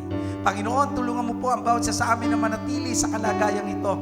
Walang dahilan para malungkot kami ngayong Kapaskuhan, pero meron kami ng lahat ng dahilan para magalak at magsaya dahil Ikaw ang Diyos na umibig sa amin sa kabila ng aming mga pagkakasala. Lord, hayaan mong mahalin namin kayo. At tulad, Panginoon, ng sinabi mo sa iyong pauling pananalita kanina, O God, mag-serve kami na ang motivation ay dahil sa pagmamahal. Salamat po na marami sa encouragement mo sa amin. Salamat po na marami sa paalala mo sa amin. Ito po ang aming panalangin, pasasalamat at paghiling, pagpupuri sa pangalan ni Jesus. Lahat tayo ay magsabi ng Amen, Amen, and Amen. Glory to our God. Come on, just clap your hands. Hallelujah. Let us remain standing and let's call on the praise and worship for our closing song.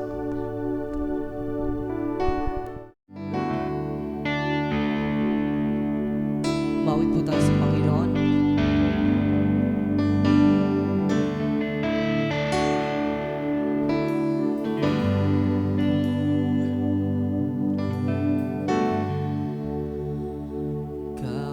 Kapayapaan nagmumula sa iyo.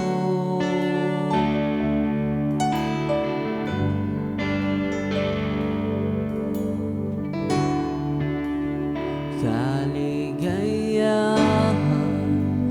na kami sa piling niyo.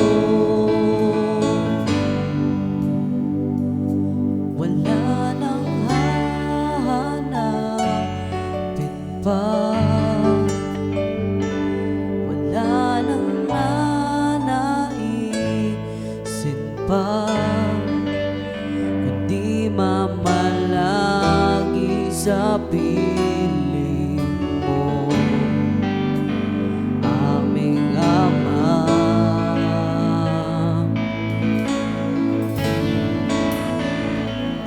Wala nang papantay sa inyo, nag-iisang Panginoon, kayang naisin ng puso ko sa piling mo.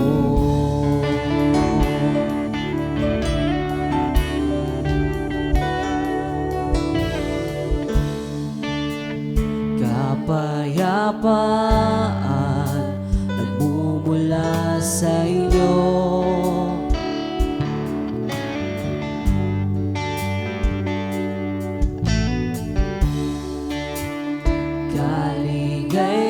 Kaligayahan na kami sa piling nyo. Wala nang hahanapin pa, wala nang nanaisin pa, kundi mamalagi sa piling mo, aming Ama.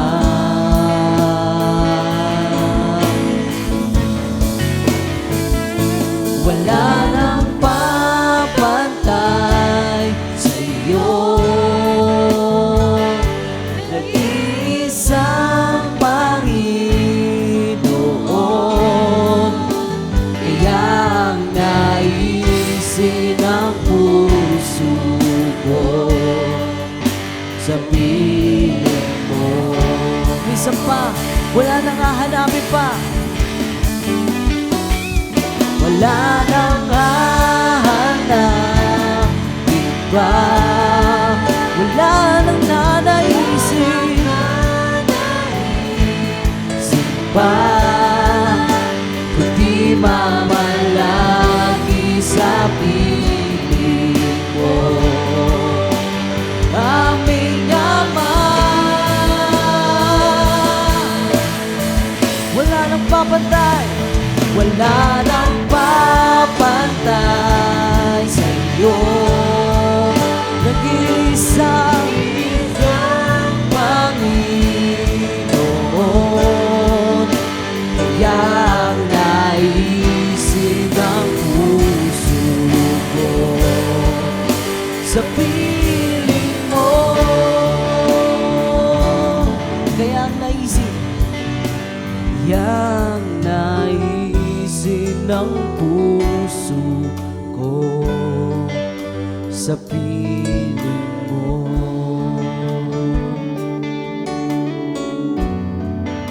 Kaya ang naisin ng puso ko sa piling mo.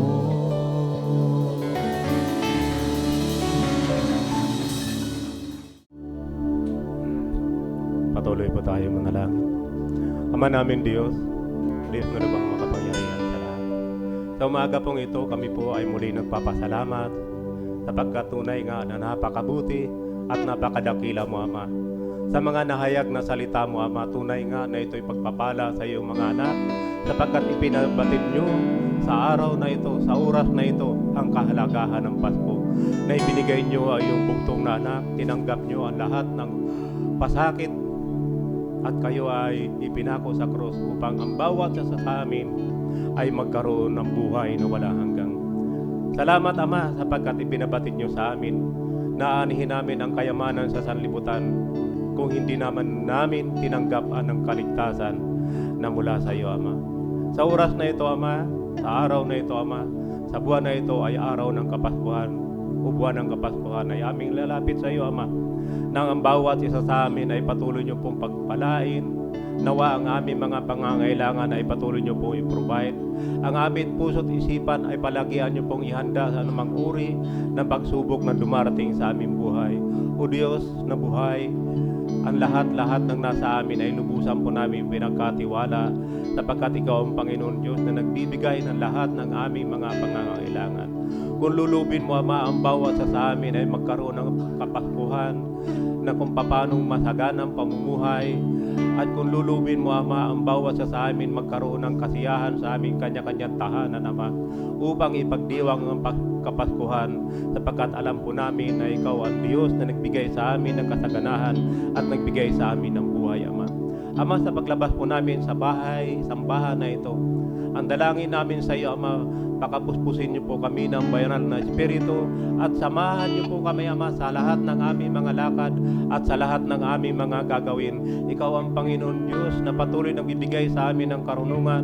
Ikaw ang Panginoon na patuloy nagbigay sa amin ng kalakasan upang sa lahat ng aming gagawin ito yung kalooban mo, Ama, at maging karapat-dapat sa iyong banal na harapan.